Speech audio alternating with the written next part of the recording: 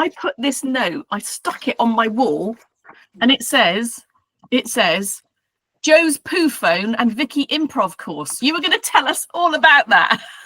That feels like so long ago. Oh my gosh. Yeah, also, like, I might put a hat on. Because Great. Have you got forehead dysmorphia? I have now. I didn't until today. Like, I was just saying to Vicky that I've moved myself so that I'm facing the window because I was worried that I was looking like a potato when I was in Coles because it's just really badly lit. And my photographer friend was just like, just sort your lighting out. And so I put myself here, but now I feel like I've got a 5 head. So I'm like, okay, so this is going to be very distracting for anybody watching this, but that's fine. So yeah, just comment if they think you have a 5 head or just a normal 4 head. No, because terrible men live on the internet and they'll say horrible things to me. So well, I will go and beat them up. How about that? I will be violent with them. So yeah, Joe's poo phone is dead. Oh, it died in the shit show. Like, it's total shit show, yeah. So because I said to him, I think honestly, don't even go looking for it because are you really going to want to use your phone after it's been in our septic tank? And the answer to that question is always no. So now it's living down there with the poop monsters. But he has now got a new phone, but he was without a phone for a couple of days, and it was really nice to see him not being addicted to his stupid phone. And so that's my projection because I get really annoyed with myself and the amount of time that I use my phone for, and then I project it onto Joe and get really cross with him when he's using his phone more than I think he should be. So I know. I know. You'd feel so much better if you weren't always on that screen. Yes. And exactly. And so like I'm trying to reduce our screen time. But yes, the poo phone is dead. Yes. I seem to remember now you said that you think the poo phone will never be used again, but you were interested in what Joe, how he was different when he didn't have the phone attached to him. But now he's got a new one. No, he's got a new one. Yeah. I might throw that in the poo as well. It's just he's bound to be like the new phone is going to be bound to be more compelling than the old one as well, isn't it? It's going to be like it does all the things. Does all the things. To be honest, I think he got exactly the same one. So did he? Yeah. Joe, sort it out. I know. He is amazing. I shouldn't moan about him, but I do get cross at his phone use, which is projection of my phone use. Of course. But also his phone use. It's both of us. We're both the problem. Right, okay. But yeah, it was really nice just seeing him like read a book instead of scrolling his phone. And so yeah, I don't know. I'm going to show him this. And he's going to be like, please don't talk about me on the internet. It could be any old Joe though, couldn't it? It might not actually be your husband. It might not, no. Let's pretend it's somebody else. Yes. So yes, that's that. Not really much to report really, other than that the phone is no more and now there is a new phone. So, yeah. Okay, and he's back on it and you're still annoyed. Yes, mostly with myself, but also with him. Okay, so let's work on those thoughts, Vix. Let's just think about, is Joe actually showing any signs that he is being damaged in any way by his phone, or is he looking as if he's totally normal? It's hard to tell because like he's very level-headed and grounded, and I'm not. So right. Okay. So perhaps we just need to look at these feelings, this projection that you're doing, and perhaps just bring it back to you. Is there any changes you need to make in your phone? Yes, many. Right. Okay. So tell me what's the big issue here? I'm very good in the daytime. I haven't even looked at my phone yet today, and I won't do until lunchtime because otherwise it just derails my whole day. It can't live in this room with me. It's in an entirely different building because even when it's in this room somewhere else, it pulls me towards it. Mm-hmm. Because they're evil. They're designed by evil people who just want to suck our energy. That's literally what they're designed for. And I'm not even going to retract the evil thing because meta. like objectively evil. Anyway, so yes, there's that. But then in the evening, I would really like to not use my phone when in the evening. So like if I'm out and I'm not back until 9, then it's like as soon as I come in the door, I want to put it down and not look at it again. Or if I'm not out, then I'm just like, yeah, after like 6:30, it should be just over there and we're not looking at them. And I want to impose my will on Joe as well.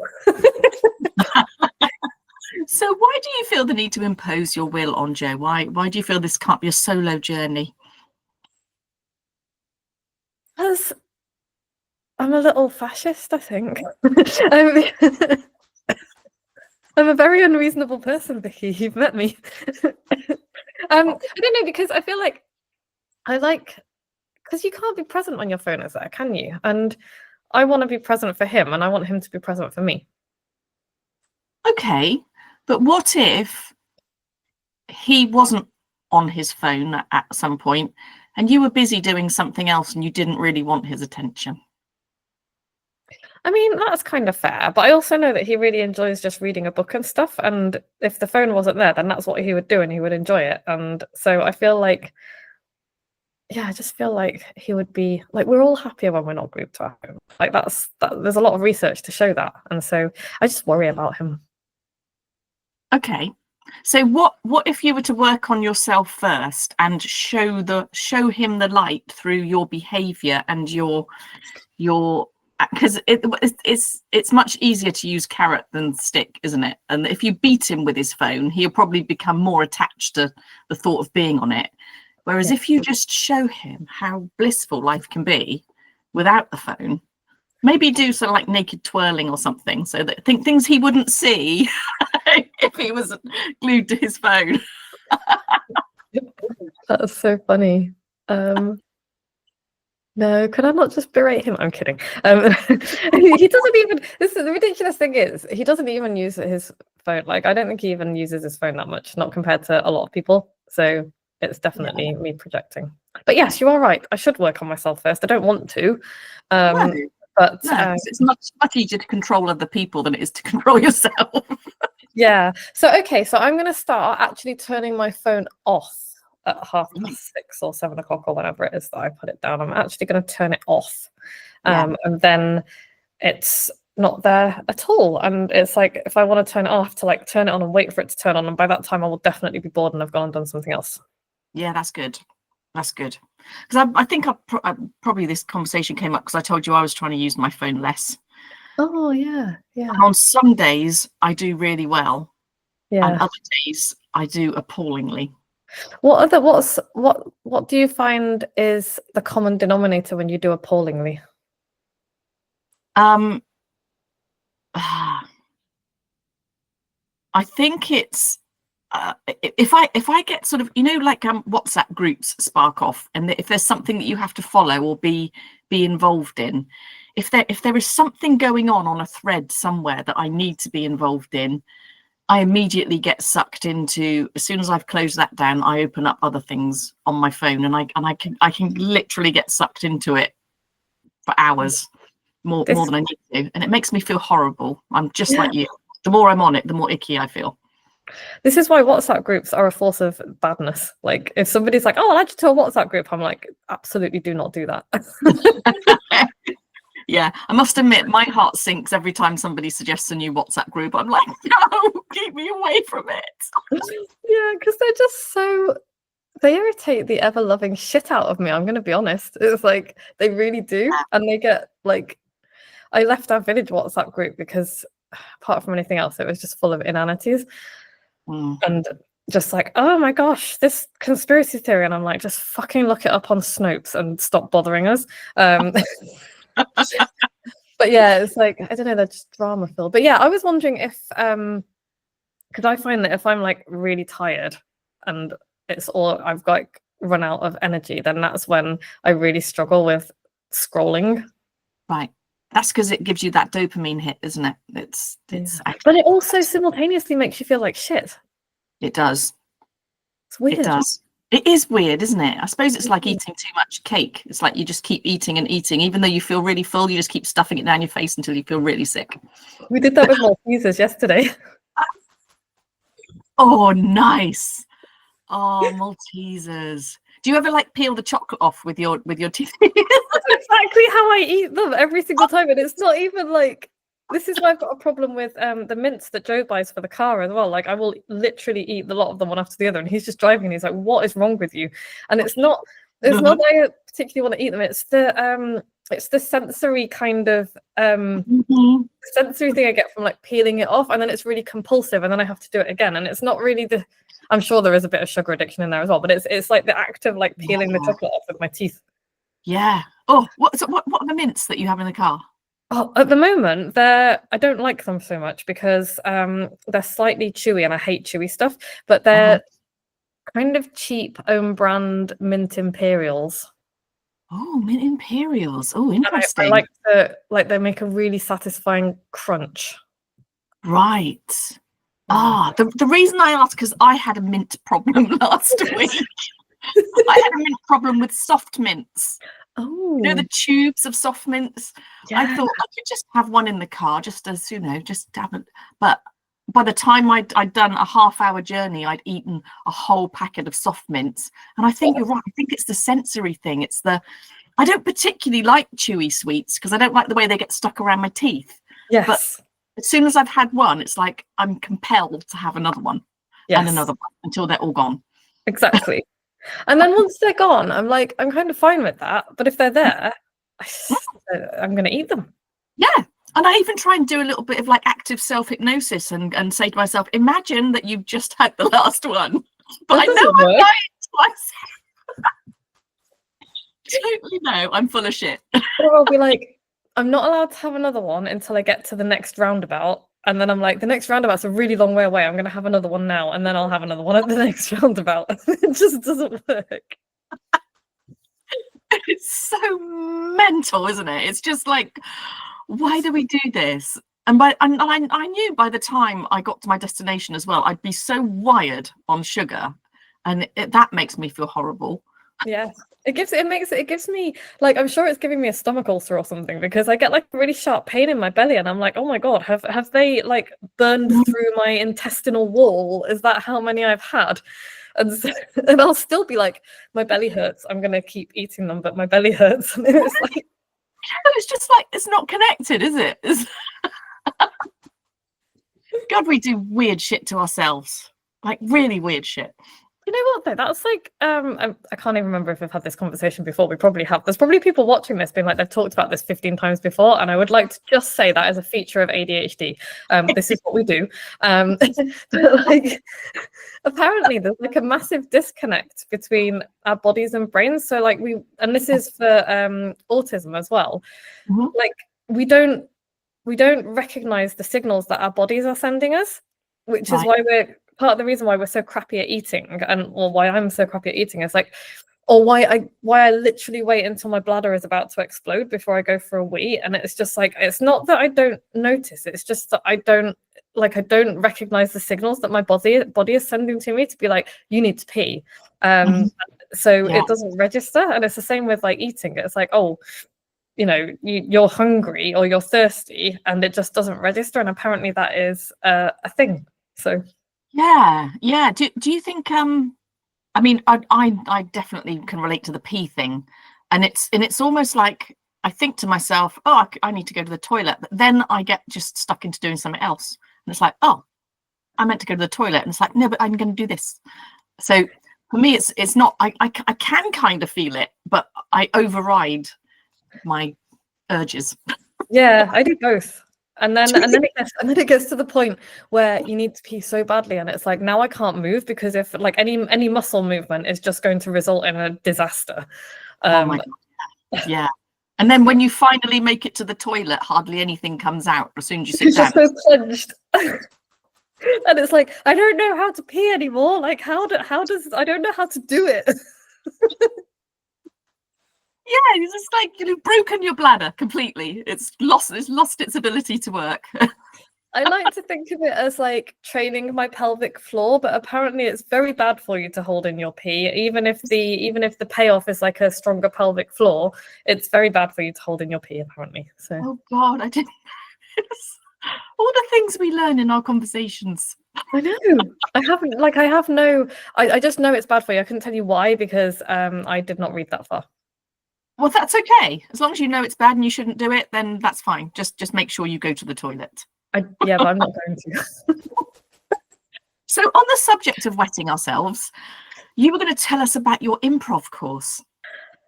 Yeah. What was that like?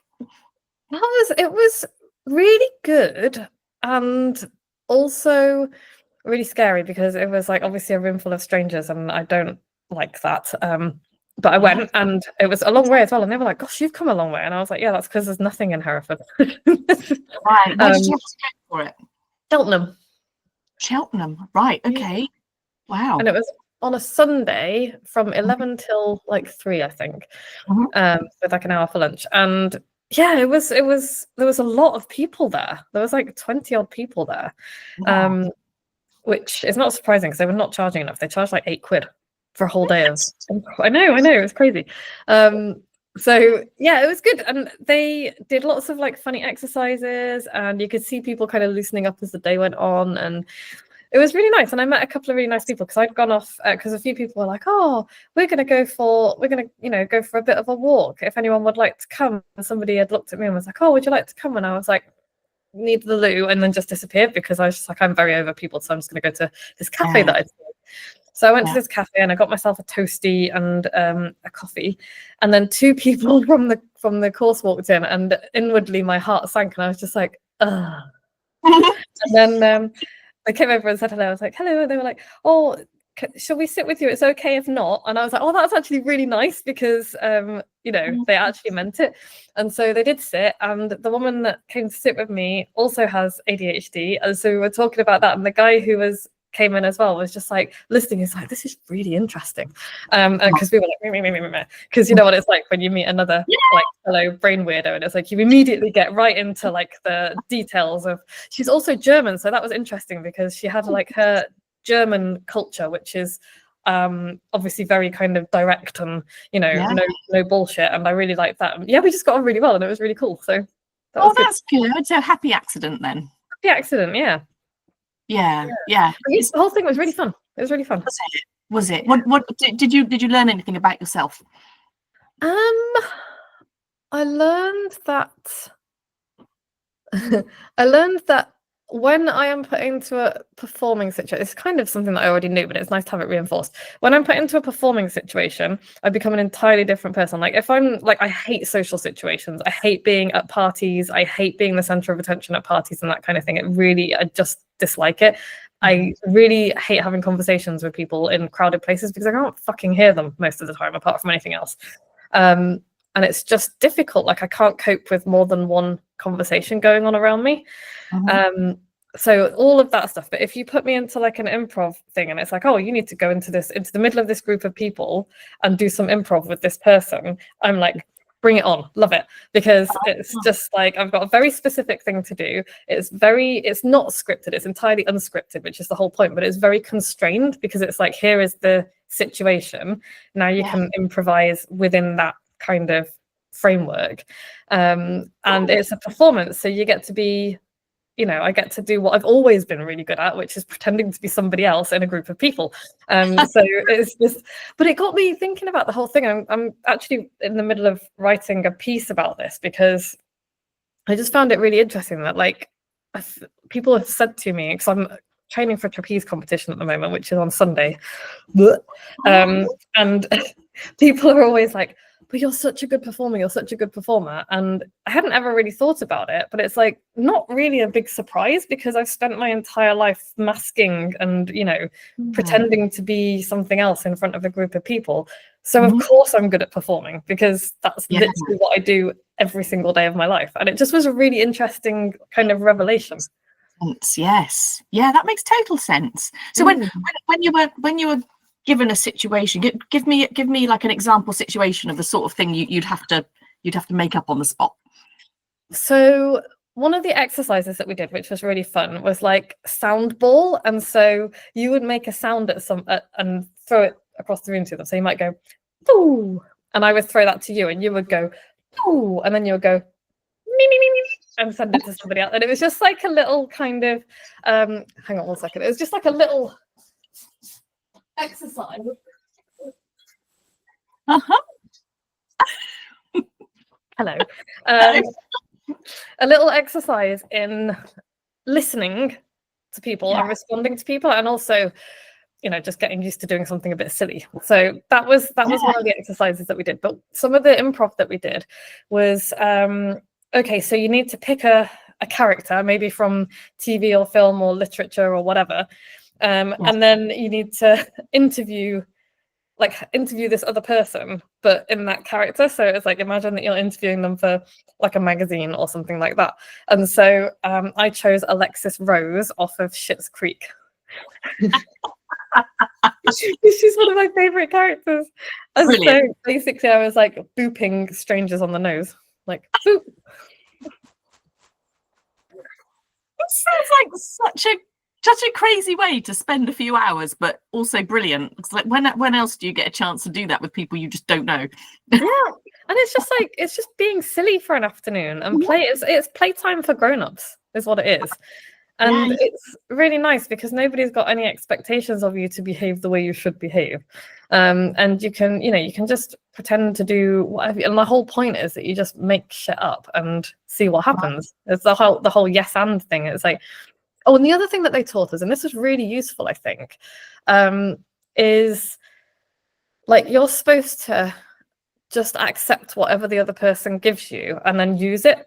And so there are ways that you can shut down things which just kill the whole vibe. And so I can't think of anything off the top of my head now, but like, so imagine that I was going to be like, imagine that we were in an airport and we're doing some improv, and it's just like, oh, hi, Vicky. I see that you're going to Greece, and you might be like, no, I'm not going to Greece. I'm going to Germany, and that just kills it. Absolutely kills it dead. And so and you can recover from it, but it's not the vibe of improv. So even if in your head you had, well, I'm not going to Greece. I'm going to Germany.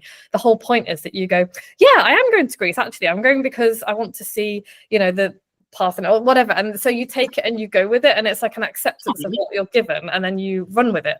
And it's just, I think, a really interesting way to look at interactions outside of improv as well. Absolutely. And do you know what, this must be where ADHD brain is really helpful, because you are so used to having random thoughts and you can respond to things really, really quickly. And I imagine, does the hyper focus kick in when you're in that sort of situation? Do you find it really easy to tune in, or did you get lost? Yes and no. Sometimes it's funny because it's just like, oh, I can just say whatever and nothing is wrong. There's no wrong answer. But on the other hand, it can be a bit like, it can take a while to take the pressure off, because I'm like, I have to be funny. Like, I have to, this is the whole point of this. I have to be funny. And it's like, that's actually not the point at all. The point is to see what happens. And so you have to kind of, I found it really hard to let go of that. Oh, I need to say something funny or do something funny. And it's like, actually, no, like the whole point is that it's a collaborative thing. And that, the two of you together will make it funny, or sometimes not. Sometimes it doesn't work, and that's okay as well, because, for whatever reason it hasn't worked. And so that was really interesting and really fun. That's really, that is very cool, actually, isn't it? And it's a good sort of like a self-exploratory thing. And do you think it's helping you with your stand-up career?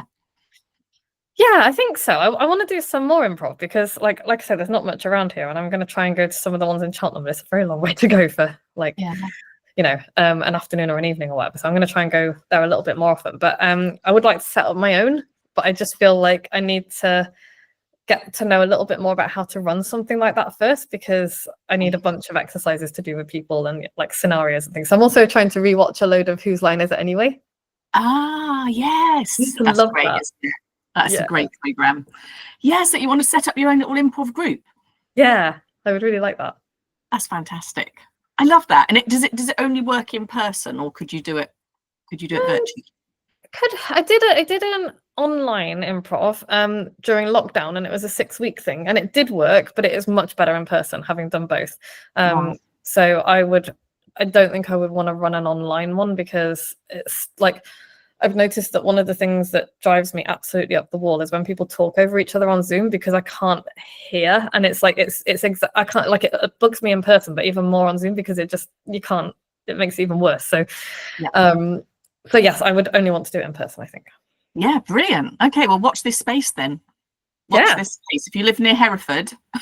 Yeah, nobody does. I was going to say, what do you get? Just cows, really? Sheep more than cows, but yeah. Is it more sheep than cows in Hereford? Yeah, much more. You always think of Hereford cattle, don't you? But actually, There are a lot of cows as well, but mostly sheep. Yeah. And on that note, yes. What are we going to talk about next week? Oh gosh, I don't know. So I've got my pad ready. I want to write it down so I remember. Okay. How about? Oh God, I don't know. What do you think? Like sleeping? We could do sleeping, and also I will check in with how I'm getting on with my caffeine reduction. Ooh, yeah. Yeah. I realise that even though caffeine makes me mental, I still want to drink it, and I'm having to like cut it right down now because I realised I just almost exploded the other day with caffeine in my system. Okay, well, I would like to hear about your caffeine explosions. Brilliant. Okay, we will do that. Amazing. And lovely as always to speak with you. Thank you. Catch up next week. Yeah, have a fantastic week. Bye. You too. Bye.